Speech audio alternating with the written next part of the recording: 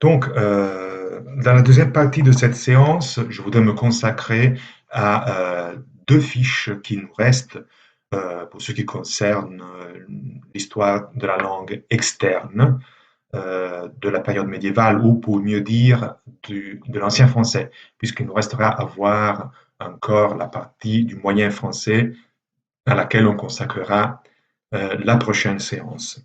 Donc aujourd'hui, il nous reste juste deux fiches euh, pour la partie de l'ancien français, et je voudrais commencer par cette fiche qui montre l'importance et l'influence de la langue et de la culture française et son expansion donc au-delà des frontières de la France telle qu'on la connaît aujourd'hui, en Europe et même au-delà de l'Europe. Alors, une prémisse avant de parler justement de cette influence est le fait que l'Europe et la France en particulier connaît une forte expansion démographique à partir du XIIIe siècle et jusqu'à 1348. On compte, on a pu faire des calculs selon lesquels il y aurait eu à cette époque, donc juste avant 1348, 20 millions d'habitants en France, c'est-à-dire un quart de la population de l'Europe occidentale. Donc, évidemment, ce sont des données euh, très importantes qui nous disent d'une grande influence que la France a pu exercer dans toute l'Europe pendant la période médiévale. Évidemment, il s'agit aussi d'une influence culturelle et linguistique et littéraire à cause du fait que la langue française a été la première langue romane et donc qu'elle a été aussi la première langue dans laquelle s'est exprimée une littérature en langue romane. Euh, la naissance et l'expansion de la littérature française est très précoce et inévitablement, elle exerce une influence importante sur toutes les autres langues et littératures d'Europe et même au-delà de l'Europe.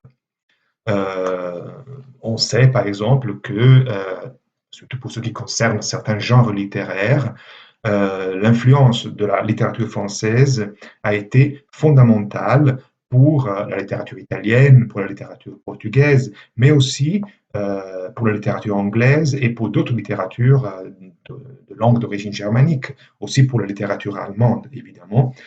Dans la plupart des cas, les tout premiers exemples de ces littératures ont été faits en imitation de la littérature française. Cela vous donne encore une fois l'idée de l'importance de la culture et de la langue française pour ce qui concerne la période médiévale. Pourquoi je vous ai donné la limite du 1348? Parce que 1348 est l'année de la grande peste noire qui a bouleversé complètement la société médiévale.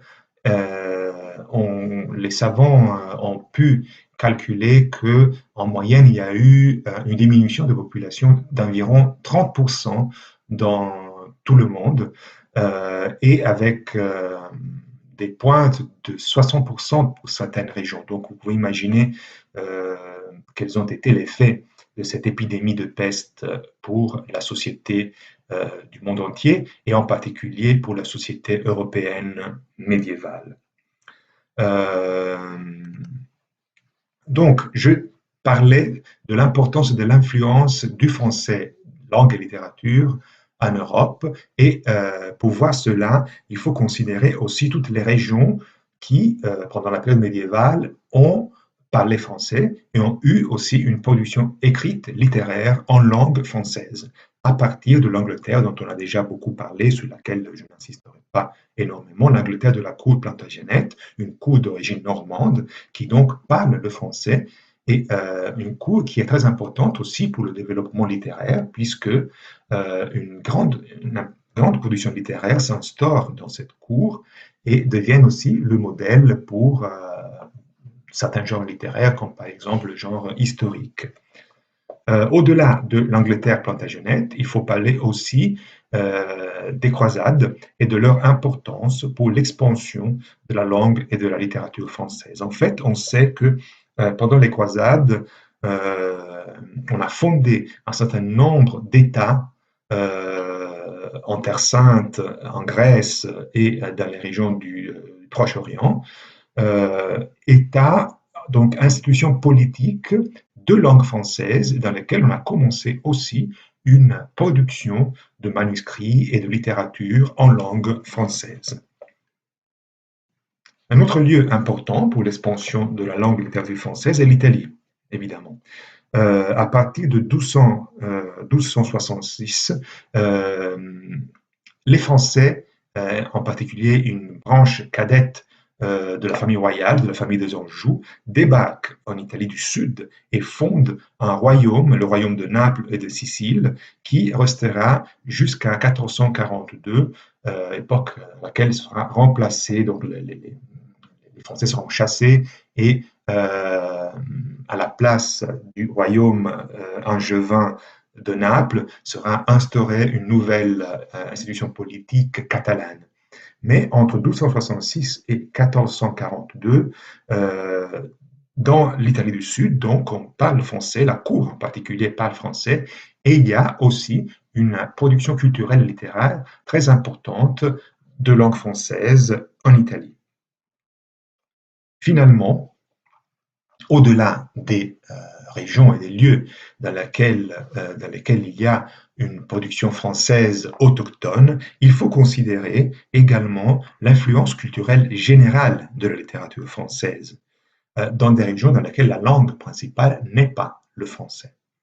Je vous ai déjà dit que, à cause de la précocité de la littérature française, cette littérature deviendra un peu le modèle pour les autres littératures dans les autres pays européens, en particulier pour les pays de langue romane.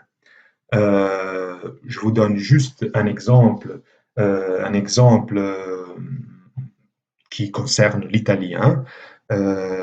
Certains auteurs, certains personnages de langue matérielle italienne ont commencé à écrire en français, notamment un certain personnage qui s'appelle Brunet Latin, parce que le français était devenu très important, en particulier pour certains genres littéraires, notamment le genre didactique et encyclopédique. Donc Brunet Latin a écrit un ouvrage qui s'appelle Trésor, qui est un ouvrage encyclopédique qui a eu une énorme diffusion en Europe. Et bien que Brunet Latin soit de langue maternelle italien, il a décidé d'écrire ce texte en français à cause du fait que le français était la langue de la culture, la langue de culture la plus importante à l'époque, en particulier pour le genre didactique et encyclopédique. Mais on peut considérer aussi un autre personnage très connu, Marco Polo. Marco Polo a écrit son journal de voyage en Orient en français parce que, encore une fois, le français était le modèle culturel le plus élevé de l'époque. En réalité, Marco Polo, qui se trouvait à l'époque de la rédaction de son journal en prison à Gênes, n'a pas écrit directement ce texte, mais l'a dicté à un autre personnage qui s'appelle Rustichello de Pise. Rustichello de Pise était un écrivain que Marco Polo a connu en prison, justement, et c'est à lui que Marco Polo a dicté son texte. Rustichello, tout comme Marco Polo, était aussi de langue maternelle italienne. Et malgré tout cela, ils ont décidé d'écrire ce texte en français pour l'importance culturelle de la France. Donc voilà, c'est un exemple que je voulais vous donner à ce propos.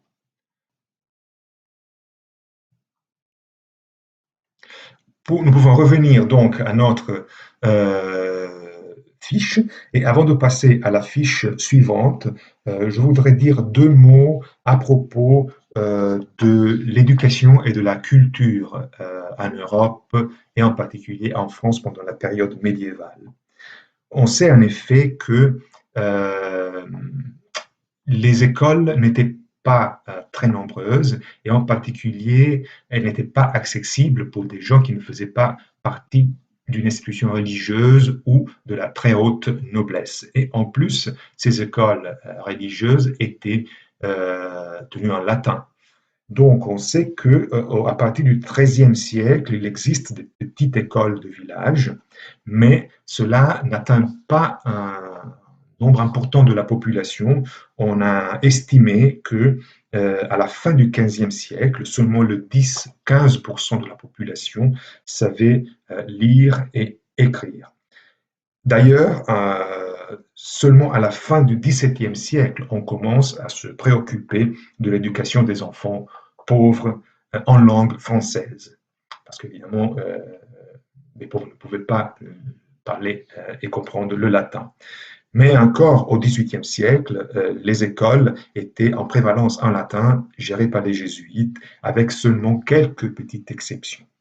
Donc, ça, c'est la situation de la culture, disons, et de l'éducation en Europe et en France pendant la période médiévale.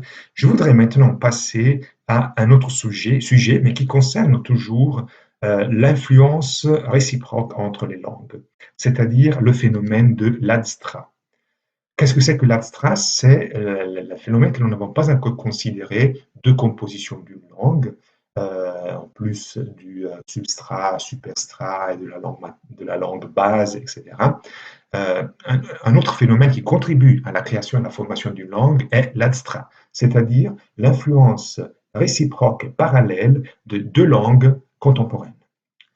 Je commencerai à parler de l'astra et par la langue occitane, parce que justement l'occitan, langue parlée dans la France du Sud, est extrêmement importante du point de vue culturel et littéraire. On sait en effet que la littérature occitane naît à peu près en même temps que la littérature française, mais elle se spécialise dans un genre littéraire qui est la poésie lyrique. Les troubadours, poètes lyriques qui écrivent en occitan, sont en effet le fondateur d'une nouvelle poésie lyrique qui est à la base de la nouvelle lyrique européenne. Euh, donc, on sait que la fondation de la poésie lyrique occitane a lieu environ à peu près au début du XIIe siècle, donc à la même époque dans laquelle est écrite par exemple la chanson de Roland. Entre XIIe et XVe siècle, on compte seulement 303 occitanismes en prévalence justement dérivés de cette expérience lyrique des troubadours. Mais aujourd'hui, on a dans le lexique français 1613 mots d'origine occitane, donc dans le français actuel.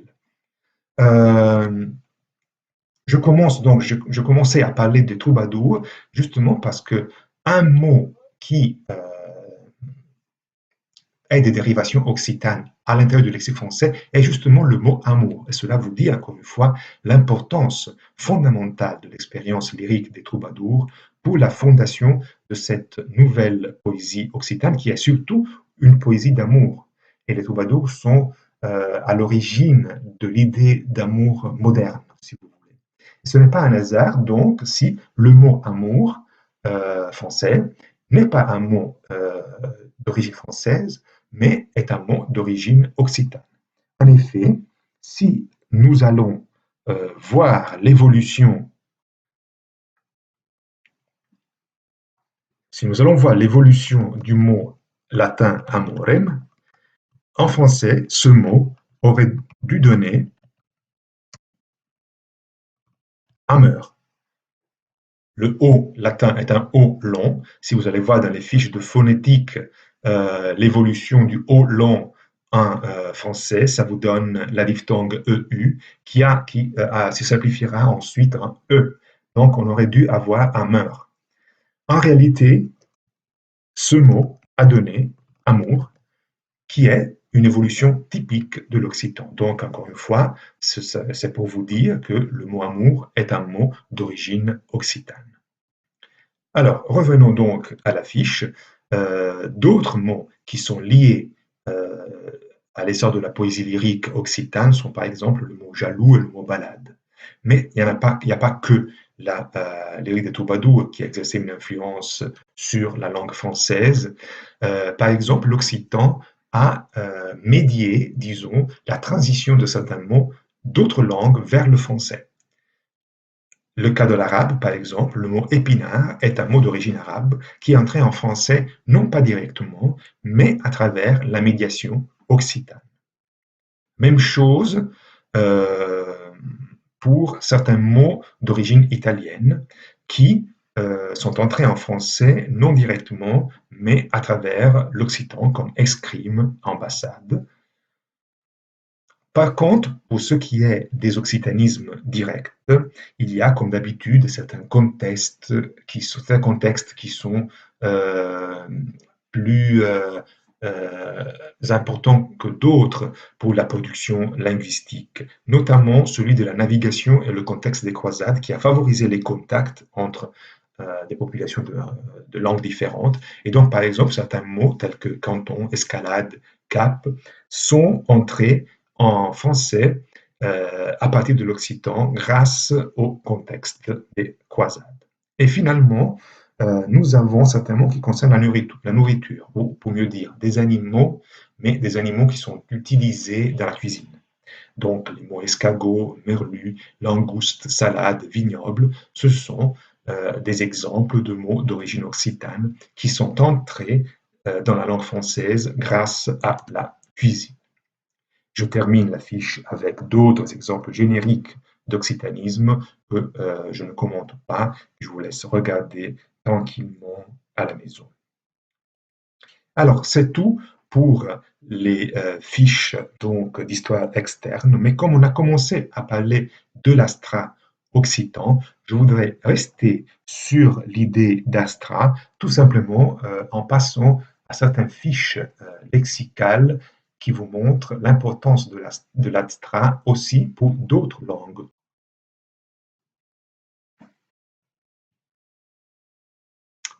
Donc, on reprend donc nos fiches jaunes de lexique pour parler toujours de l'abstrait, mais de l'importance et de l'influence d'autres langues. On commence par exemple par l'influence de l'arabe sur la langue française. Là, vous voyez que euh, certaines formes sont en train de s'afficher. Il s'agit d'autant de formes d'origine arabe qui sont entrées dans la langue française. Alors, il faut tenir compte du fait que seulement une quinzaine de mots d'origine arabe sont entrés en français avant le XIVe siècle. D'autres mots entreront ensuite à travers d'autres types de contacts commerciaux, culturels, d'autres types. Mais essayons de commenter un peu cette fiche et surtout les formes que vous voyez. Il y a, comme d'habitude, certaines catégories privilégiées dans lesquelles une langue est particulièrement influente. Dans le cas de l'arabe, par exemple, c'est la mathématique. Vous savez que les chiffres arabes, justement, qu'on utilise encore aujourd'hui, sont d'origine arabe. Et ce n'est pas donc étonnant de voir que le mot chiffre lui-même est entré en français à partir de l'arabe. Cette fois, directement du latin. C'est-à-dire c'est un mot qui est entré déjà dans le latin tardif et ensuite a évolué jusqu'à donner le mot chiffre français, excusez-moi. Mais il y a un autre mot qui dérive de la même racine chiffre arabe qui signifiait au début vide et qui a donné le mot zéro, cette fois à travers l'italien. Donc chiffre et zéro, ce sont deux allotropes, c'est-à-dire deux mots qui ont la même origine mais qui ont donné deux formes différentes. Un autre mot ou d'autres mots d'origine arabe qui sont passés au français à travers la médiation de l'italien sont par exemple le mot assassin qui indique un tueur à gages d'une secte chiite ou le mot coton. Le mot magasin est probablement entré à travers l'occitan et le mot mesquin est un mot d'origine arabe directe, mais qui nous montre un autre phénomène de glissement sémantique, c'est-à-dire que les mots, en passant d'une langue à l'autre, parfois changent de signification. Dans le cas spécifique du mot mesquin, euh, le mot arabe signifiait pauvre, indigent. Mais à cause du comportement qu'on attribuait souvent aux pauvres ou aux indigents, ou à la considération sociale que ces gens avaient, ce mot, en passant en français, a pris une autre signification, qui est la signification de médiocre ou d'avare. Donc il y a eu maintien de la forme arabe, mais avec un glissement sémantique. D'autres formes, par contre, dérivent de l'espagnol ou à travers la médiation de l'espagnol, c'est-à-dire ce sont des mots toujours d'origine arabe, mais qui passent à travers la médiation espagnole, notamment hasard, artichaut, algèbre. Alors, quelle est la caractéristique commune de ces mots? Comme vous voyez, ce sont des mots qui commencent tous par A. Pourquoi cela?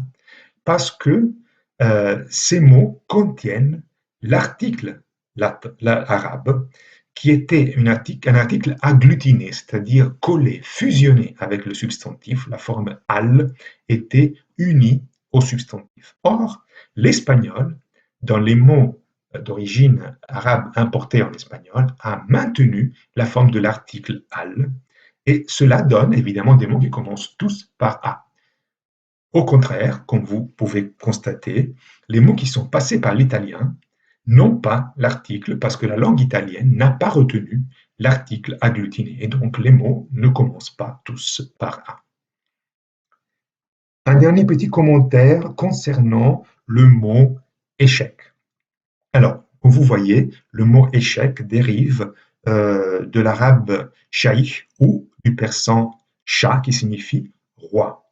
Et donc, le jeu des échecs, évidemment, a origine, le nom de ce jeu vient du nom du personnage principal qui est le roi.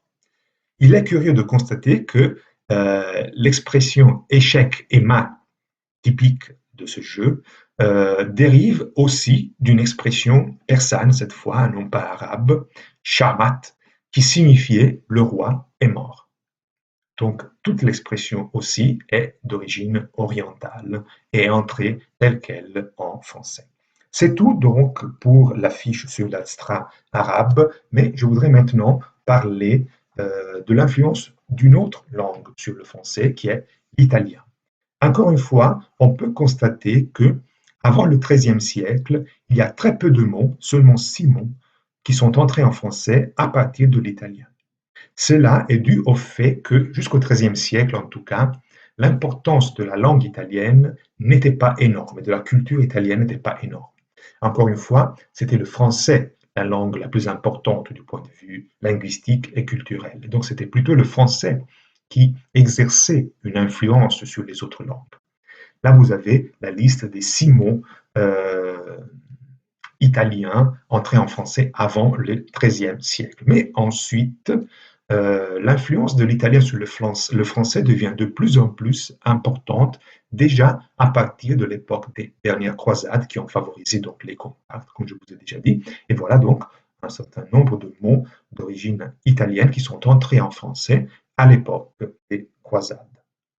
Mais c'est surtout dans certains contextes que l'influence de l'italien a eu lieu. En particulier, le champ du lexique militaire, donc bastion, citadelle, escalade, brigade, escade, ce sont autant de mots d'origine italienne qui sont entrés dans la langue française, ou le lexique du commerce, en particulier à partir du XIVe siècle, de l'extension des rapports commerciaux entre Italie et France. Là, vous avez aussi un certain nombre de mots tels que banque, douane, ducat et d'autres mots de ce type.